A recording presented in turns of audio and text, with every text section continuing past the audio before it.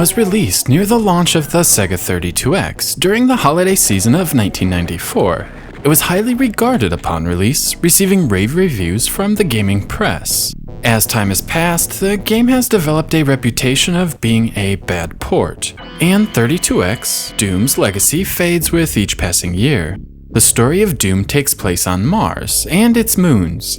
Basically, the government was experimenting with teleportation between these moons, but accidentally opened a portal to Hell.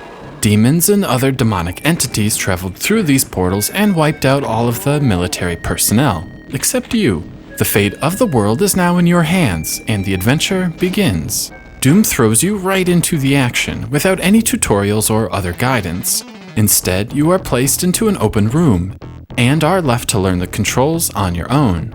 The D-pad controls your movement. There is a dedicated strafe button, but this works in conjunction with the D-pad, so pressing the strafe button and left will make you strafe left. This means you can't really strafe around corners, but it's easy enough to adapt to. You will use the strafe button mostly for dodging projectiles, and it works well enough. Doom takes full advantage of a 6-button Genesis controller. In addition to strafing and shooting, you can run, cycle through your weapons, and bring up a map screen. Even better, you can hold down the underutilized Mode button and press any of the 6 face buttons to have direct access to 6 of the weapons. The controls themselves are responsive, and navigating the world of Doom is smooth and satisfying. The goal of each map is simple: start at the beginning of the level and reach the exit. The magic of Doom lies in the level design. Despite seeming complex, the game masterfully guides you through the levels in a logical way, and you'll almost never get lost. Generally speaking, you'll need to locate a keycard to access the next section of the level. Some levels require obtaining a red, blue, and yellow keycard to unlock the exit, while others require fewer keycards, or none at all. In addition to simply hunting down keycards and unlocking doors, you'll often trigger traps that will unleash a horde of enemies, often behind you. Doom requires you pay attention to the audio cues of the game, so you aren't dead before you knew what hit you. It creates some truly intense moments that still gives me goosebumps to this day. The last piece of the level design are all the hidden areas. Doom encourages exploration, from hidden doors to rising platforms, and rewards you after the level is complete by informing you how many secrets you actually found. For this reason, Doom is still as refreshing for me today as it was when I originally played it 15 or so years ago. When you combine the tight controls with the level design that still rivals modern titles, you have an immensely enjoyable experience that has withstood the test of time. This Sega 32x port does differ from the PC original, with some levels being drastically altered and reduced to fit the memory limitations of the console. Additionally, just 16 maps from the first 2 episodes of Doom made it in, plus a secret 17th map.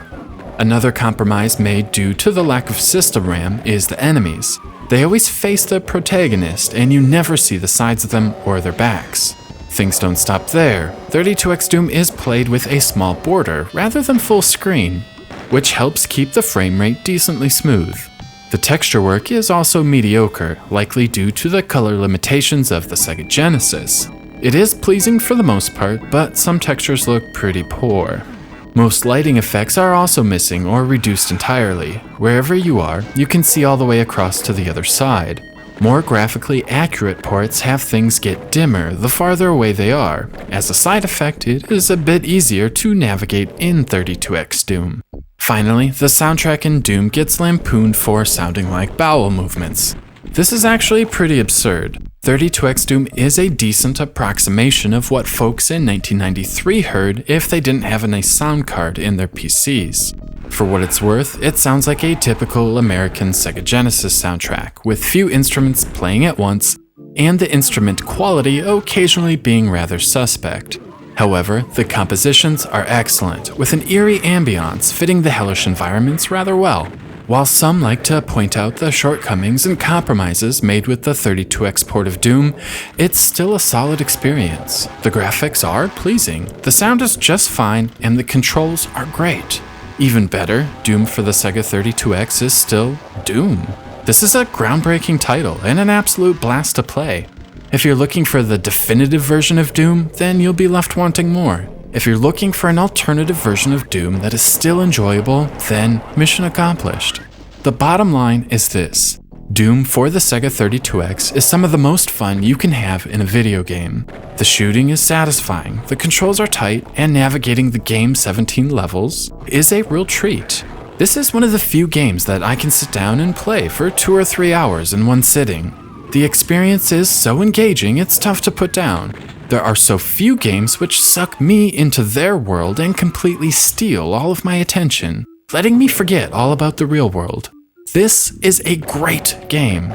4 out of 5.